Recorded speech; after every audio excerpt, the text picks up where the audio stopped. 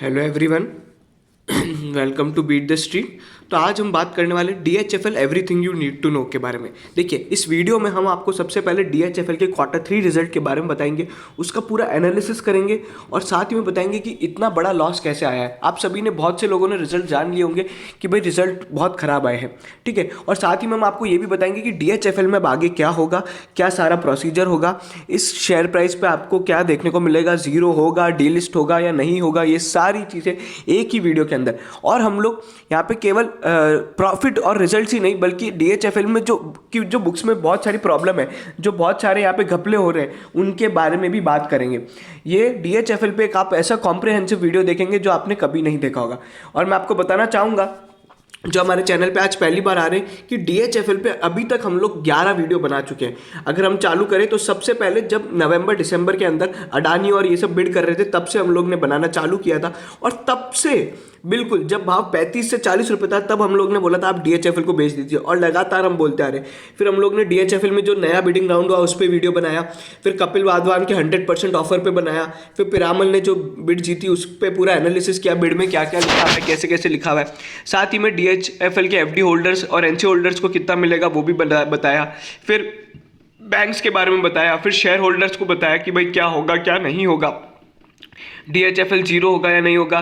फिर DHFL पे यहाँ पे हम लोग ने एक और चीज़ बताई कि भाई यहाँ पे क्या ऑफिशियल लिक्विडेटर का क्या अपडेट है। उसी के बाद अगर हम बात करें, फिर डीलिस्टिंग के बारे में हम लोग ने बताया, और हम लोग ने सबसे इंपॉर्टेंट वीडियो बताया कि DHFL को लोअर सर्किट में कैसे बेचे। और मैं आपको बताना चाहूँगा, कम से कम यहाँ पे बहुत से लोगों ने हमारे साथ यहाँ पे इस वीडियो को देख के DHFL के शेयर्स को लोअर सर्किट में बेचा है। आप जाके कमेंट सेक्शन में जरूर पढ़िएगा इन वीडियोस में। वहीं पे फिर DHFL में जो नए फ्रॉड जो है उसके बारे में वीडियो बनाया, और अभी एक जो लेटेस्ट राणा कपूर की बेल है उसके बारे में वीडियो बनाया। तो आप समझ सकते हैं कि DHFL पे सबसे कॉम्प्रिहेंसिव कवरेज हम लोग ने दी है। इतनी कवरेज तो कोई मीडिया हाउस ने भी नहीं दी है, ठीक है। अगर आप DHFL के शेयर होल्डर हैं और DHFL से और रिलेटेड चीज़ें जानना चाहते हैं, हमारे चैनल को जरूर सब्सक्राइब कर लें और बेल आइकन को जरूर दबा लें।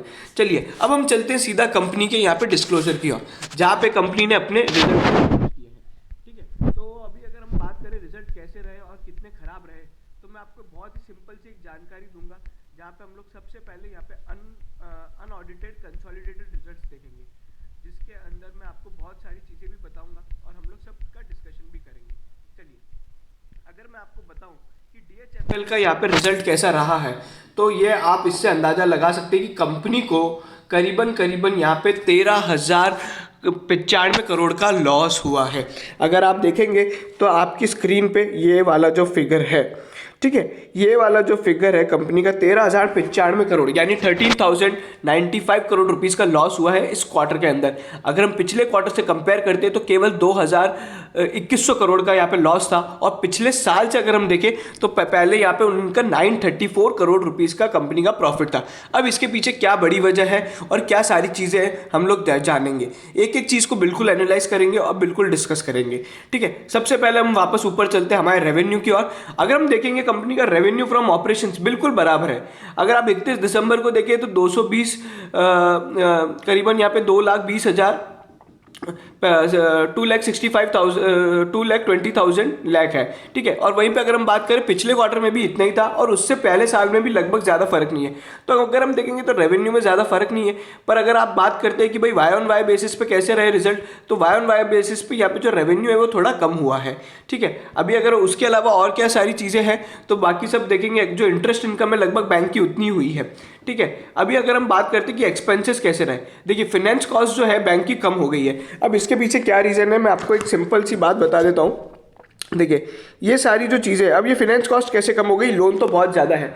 देखो भैया, ऐसा है कि जब कंपनी IBC में आ जाती है तो उसको यहाँ पे इंटरेस्ट पे करने के लिए वो लायबल नहीं होती है, ठीक है। मोरेटोरियम पीरियड के अंदर कभी भी इंटरेस्ट चार्ज नहीं होता है, इसलिए बैंक ने वो फाइनेंस कॉस्ट चार्ज नहीं करी है, जो मैं आप लोग को नोट 13 में और डिस्कस करेंगे और एकदम डिटेल में बताएंगे। अभी के लिए मैंने इसलिए बता दिया ताकि आप लोग ये पूछे ना कि भाई है ना इतना इंटरेस्ट कैसे कम हो गया, ठीक है। फिर अगर हम बात करते हैं कुछ फेयर वैल्यू चेंजेस है, जिसके अंदर सबसे ज़्यादा यहाँ पे ये चीज़ें जो लॉस बुक किया है, अगर आप देखेंगे तो करीबन यहाँ पे 19 करीबन 19,286 का करोड़ का यहाँ पे कंपनी ने लॉस बुक किया है फेयर वैल्यू चेंजेस में। अब ये क्या चीज़ होती है भैया, फेयर वैल्यू चेंजेस क्या होते हैं? देखिए, जब भी है ना कोई लोन्स वगैरह में अगर प्रॉब्लम आती है ना कि मतलब वो लोन एनपीए होने वाला है या लोन में फ्रॉड हो गया, मैंने कुछ आपको लोन दिया और उसमें फ्रॉड हो गया, तो अब उसमें इतना पैसा रिकवर नहीं हो पाएगा जितना पहले हो सकता था, तो उसकी फेयर वैल्यू होती है।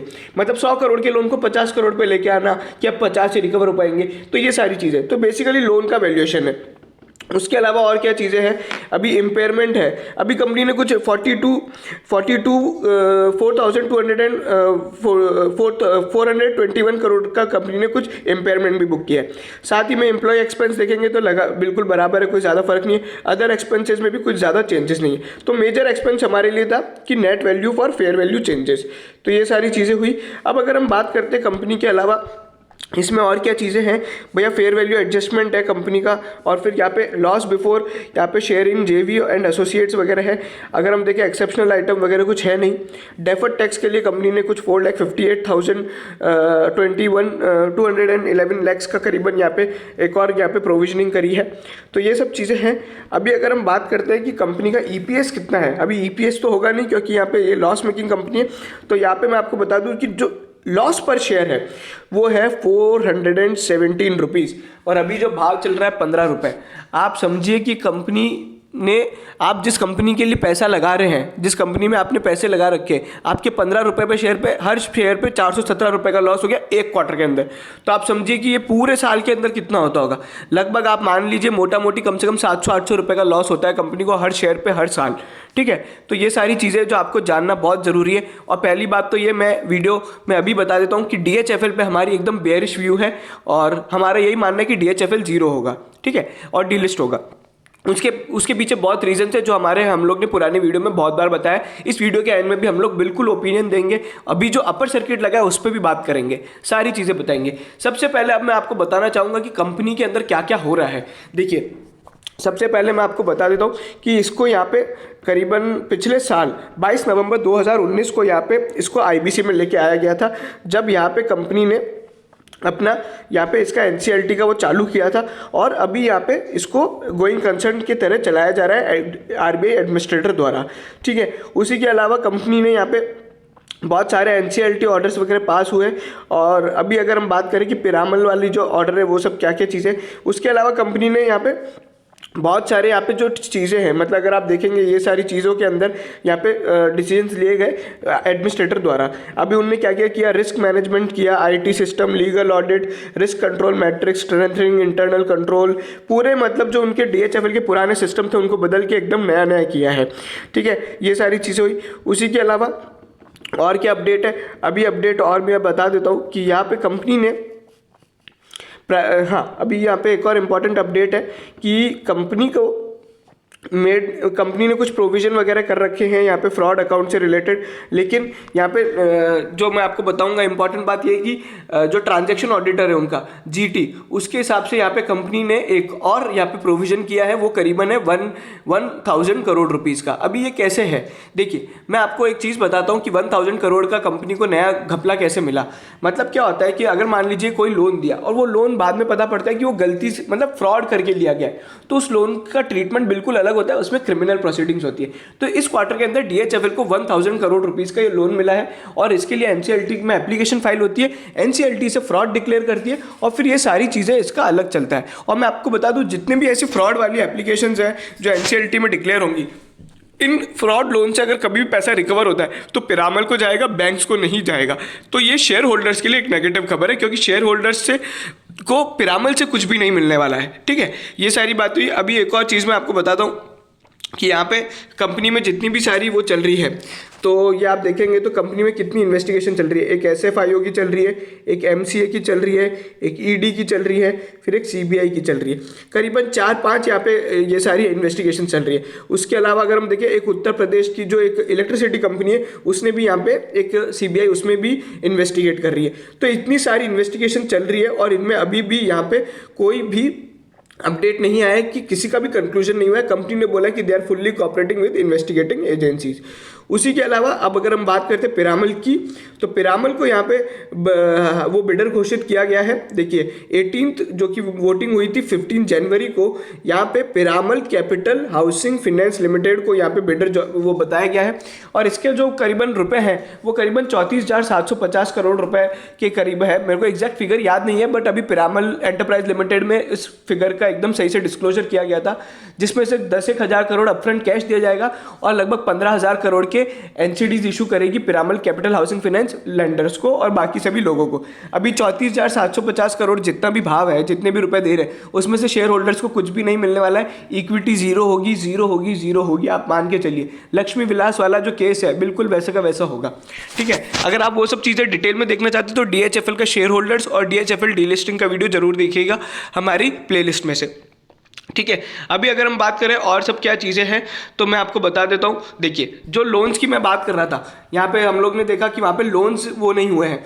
तो अगर मैं आपको बताऊँ, company has not made provisions for interest amounting to, देखिए अगर आप देखेंगे तो 1955 करोड़ के यहाँ पे कंपनी ने, अगर देखें 1,95,512 लैक्स, ये इतना जो लोन होता है 31 दिसंबर तक का, कंपनी ने यहाँ पे इंटरेस्ट नहीं बुक किया है। क्यों? क्योंकि no interest is accrued and payable during the insolvency. ठीक है, और ये अगर हम देखें अगर ऐसा होता, अगर ये इंटरेस्ट बुक कर लिया जाता, क्योंकि अभी तो आईबीसी में तो इंटरेस्ट नहीं देना है, ना ही अक्रू होगा, तो यहाँ पे कंपनी का जो लॉस है 1,45,412 लाख से ज़्यादा होता। ठीक है, तो ये सारी चीज़ें हैं। अगर आप देखें तो मतलब लॉस और बढ़ जाता, पहले ही लॉस कम नहीं है और बढ़ जाता। ठीक है, तो ये सब चीज़ें हो गई। अगर आप देखें कि भाई इसको करोड़ में बताऊं तो मैं आपको बता दूं 1450 करोड़ से लॉस और ज़्यादा हो जाता, करीबन 13,000, अभी चाहे तो 15,000 करोड़ तक लॉस पहुंच जाता। तो ये सारी चीज़ें। और अगर इसके अलावा हम लोग बात करें, हाँ, कंपनी ने कुछ अपने वो आईसीडीज है उन पे भी कोई इंटरेस्ट बुक नहीं किया है। और कंपनी के अंदर जो होलसेल लोन्स है उसके बारे में यहाँ पे डिस्क्लोजर दिया गया है और फेयर वैल्यू यहाँ पे किया गया है, जिसका मैं आपको बताया था कि यहाँ पे जो लॉस है वो बुक किया था, जो कि हम लोग बात कर रहे थे ना कि नेट फेयर वैल्यू क्या होता है, वो यहाँ पे लिखा हुआ है। मैं ज़्यादा डिस्कस नहीं करूँगा, मैं ऑलरेडी हिंदी में बता चुका हूँ। उसी के अलावा कंपनी ने यहाँ पे जो प्रोविजनिंग है वो गजेंद्र वर्मा के हिसाब से करी है एनपीए के अंदर। How ever such account stand but should not be classified in the light of classified. देखिए अभी कंपनी ने ये चीज़ डिक्लेयर नहीं की है कि यहाँ पे एनपीए और यहाँ पे उनका वो मोरेटोरियम कितना है। ठीक है, मोरेटोरियम और एनपीए लोन्स कितने हैं, तो ये कंपनी ने यहाँ पे डिस्क्लोज नहीं किया है। ये एनबीएफसी होने के बाद भी कंपनी ने डिस्क्लोज नहीं किया, आप साफ देख सकते हैं। ठीक है, तो ये सब अब आईबीसी में ऐसे अकाउंट्स बनते हैं, तो आप देख सकते हैं। अगर इसके अलावा बात करें और क्या अपडेट है, तो ये सारी चीज़ें हो गई। अब अगर हम लोग देखें ऑडिटर्स के कमेंट, तो वो बहुत इंपॉर्टेंट है ऑडिटर्स के कमेंट, क्योंकि उन लोग ने काफ़ी चीज़ें बताई है। मैं आपको बता दूं कि यहाँ पे बहुत सारी अलग अलग चीज़ें आपको देखने को मिलेगी। जैसा कि अगर मैं आपको बताऊं कि कंपनी ने बहुत सारे जो अकाउंट्स के अंदर घपले हैं, देखिए सबसे पहले तो यहाँ पे ऑडिटर्स को लीगल ऑडिट रिपोर्ट नहीं दी गई है, जिसके अंदर वो लोग यहाँ पे कमेंट नहीं कर पाए। लीगल ऑडिट रिपोर्ट किसकी थी भैया? लीगल ऑडिट रिपोर्ट जीटी की थी, जो ऑडिट कर रही थी फ्रॉड वगैरह का, उसकी यहाँ पे ऑडिटर्स को रिपोर्ट नहीं दी गई। ठीक है, उसी के अलावा कंपनी के यहाँ पे जो आईटी सिस्टम और उन सब पे यहाँ पे कंपनी ने चेंजेस किए हैं उसके बारे में बताया गया है। और अभी भी लेकिन यहाँ पे लीगल ऑडिटर्स की जो रिपोर्ट है वो नहीं मिल पाई, तो इसके बारे में ऑडिटर्स कुछ कमेंट नहीं कर पाए। और जो कंपनी ने कुछ सर्टेन लोन्स दिए थे जिसके अंदर यहाँ पे बहुत सारी डेफिशिएंसीज थी, उसके बारे में भी यहाँ पे कोई कमेंट नहीं है और कोई प्रोविज़न नहीं है। अगर हम बात करें कंपनी के अंदर एजेंसी, ये बहुत सारी एजेंसीज़ का यहाँ पे अभी भी वो चल रहा है इन्वेस्टिगेशन। और उसी के अलावा कंपनी ने एक यहाँ पे जो मैंने आपको बताया कि वो एक एनसीएलटी में एप्लीकेशन भरी है, तो ये सारी चीज़ें हैं। और अगर हम जानना चाहते हैं और क्या चीज़ें हैं, देखिए fair value of loan assets वगैरह है, ये सब चीज़ें हम लोग बता चुके। हाँ, कंपनी का जो नेट ओन फंड है वो बिल्कुल अभी भी वो है ना, उसका नॉन कंप्लायंस हुआ था, तो नेट ओन फंड में यहाँ पे प्रॉब्लम है अभी भी। ठीक है, तो ये सब चीज़ें हुई। अगर हम बात करते हैं और क्या है भैया, तो अगर देखेंगे कंपनी ने जो मैंने आपको बताया कि टोटल अभी अगर आप देखेंगे कितना यहाँ पे इंटरेस्ट का प्रोविजन नहीं किया है, तो वो ये सारा अमाउंट है। ये 31 दिसंबर तक का है। 8,10,075 लाख का यहाँ पे करीबन इंटरेस्ट यहाँ पे बुक नहीं किया गया है। उसी के अलावा अगर हम देखें तो और क्या चीज़ें हैं कि अगर जो आपको देखनी चाहिए, देखिए हाँ, कंपनी ने कुछ है ना 6,232 लाख लगभग 62 करोड़ की एक है ना इम्पेयरमेंट एक इंटेंजिबल एसेट बना रखी है। लेकिन कंपनी के यहाँ पे मैनेजमेंट ने उसका कोई डिस्क्लोजर नहीं दिया है ऑडिटर्स को कि वो इतना अमाउंट कैसे आया। तो वो उनके हिसाब से वो एसेट है या नहीं है कुछ पता नहीं है, इंटेंजिबल एसेट है, ठीक है।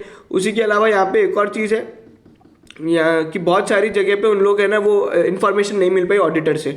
और यहाँ पे एक और कंपनी ने डिस्क्लोजर किया है कि वो जो नेटवर्थ है उसकी कंपनी की फुल्ली इरोड हो चुकी है। मैं भी वो भी आपको बता देता हूँ।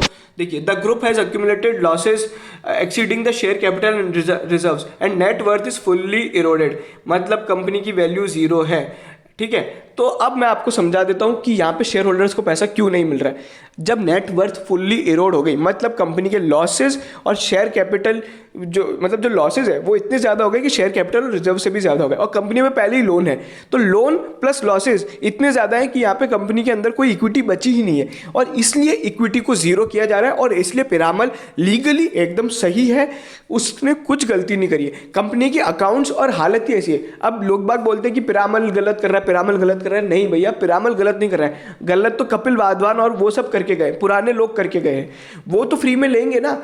अभी इसमें इतने वो 34,000 करोड़ रुपए दे रहे हैं, वो फ्री में नहीं खरीद रहा है। Piramal is not buying DHFL for free.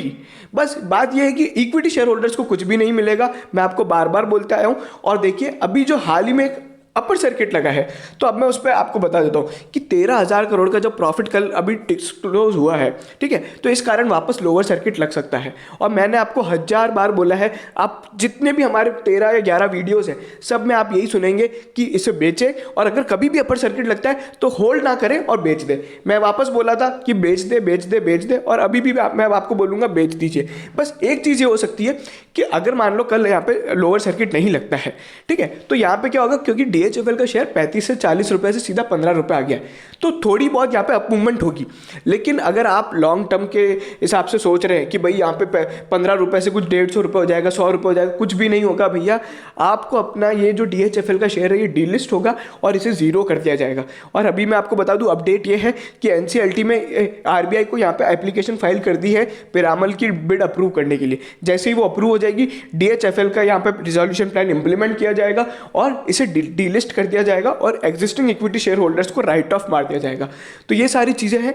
अब आप ये देख लीजिए, आपको 10-5 रुपए के लिए अपनी अगर आप देखेंगे कि 2-3 रुपए मैं और कमा लूँ तो मेरा पैसा बढ़ जाएगा, पर आप ये देखिए, अगर कल को डीलिस्ट हो गया ना, तो आपके जितने अभी जो 15 रुपए मिलने वाले ना, वो भी नहीं मिलेंगे, फिर सीधा जीरो।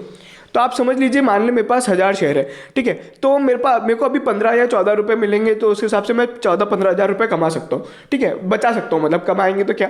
पर अगर मान लो मैं 2-3 रुपए का वेट किया कि भाई 2-3 हज़ार 17-18 रुपये भाव आ जाए, 20 रुपये भाव आ जाए, तो मेरे को 5,000 और ज़्यादा मिल जाएंगे। लेकिन पर उस 5,000 को बचाने के चक्कर में बीच में RBI ने नोटिफिकेशन डाल दिया कि इसे डिलिस्ट कर दो, क्योंकि लक्ष्मी विलास के केस में भी बिल्कुल ऐसे ही हुआ था।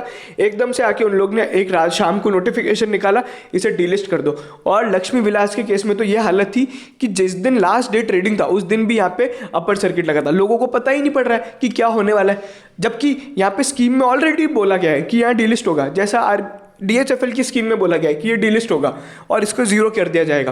पैसे भाई बाकी जो लेंडर्स और FD NCD होल्डर्स हैं, उन्हें केवल 30% पैसा मिल रहा है, तो इक्विटी शेयर होल्डर्स को कैसे कुछ मिलेगा। पिरामल आपके शेयर्स नहीं खरीदने वाला है, मैं आपको फिर से बोलता आया हूँ। तो आप वो केवल वो लोभ ना देखें कि भाई 1-2 रुपये ज़्यादा हो गया तो मेरे पैसे और ज़्यादा हो जाएंगे। आपको अगर कैपिटल अपनी प्रोटेक्ट करनी है, capital protection is much more important than capital appreciation. हर बार बोलता आया हूँ, बार बार बोलता हूँगा। आप 2-3 हज़ार रुपये कमाने के चक्कर में अपने 15,000 रुपये बिल्कुल ना वेस्ट करें। बहुत सारे पेनी स्टॉक्स हैं, आप उनमें पैसा लगाओ, बहुत सारी चीज़ें हैं, अपना एनालिसिस करो, लेकिन कम से कम ऐसी कंपनी में मत लगाओ जो बिल्कुल आपने जितना पैसा लगाया सारे जीरो हो जाए। लक्ष्मी विलास के केस में हुआ था, जब उसका लास्ट डे ऑफ ट्रेडिंग था तो कंपनी का मार्केट कैप करीबन 500 करोड़ रुपए था, और जिन जिन लोगों के पास लक्ष्मी विलास के शेयर्स थे वो यहाँ पे जीरो हो चुके हैं। आप चाहें तो इसके बारे में बहुत सारी चीज़ें गूगल पे मिल जाएंगी, लक्ष्मी विलास के केस में क्या हुआ था, और बाकी सब चीज़ें हम लोग ने हमारे पुराने वीडियोस में बहुत ढंग से डिस्कस किया है। DHFL डीलिस्टिंग और DHFL शेयर होल्डर्स वाला जो वीडियो है, उसमें इन दोनों वीडियो में बहुत सारी बातें बताइए कि ये डीलिस्टिंग कैसे होगी, पिरामल कैसे एक्वायर करेगा, क्या पूरा प्रोसीजर होगा, सब कुछ। तो ये वीडियो अभी यहीं खत्म होता है। हमारी राय क्या है, बेचने की राय है, और जो 13,000 करोड़ का लॉस है और आगे भी जो कंपनी पे लोन्स वगैरह हैं, अभी तक इतने सब प्रॉब्लम्स है। अगर हमने देखा कि जो मटेरियल अनसर्टिनिटी है, नेटवर्थ जीरो हो गई है, सब कुछ खत्म हो गया है, कुछ बचा नहीं है।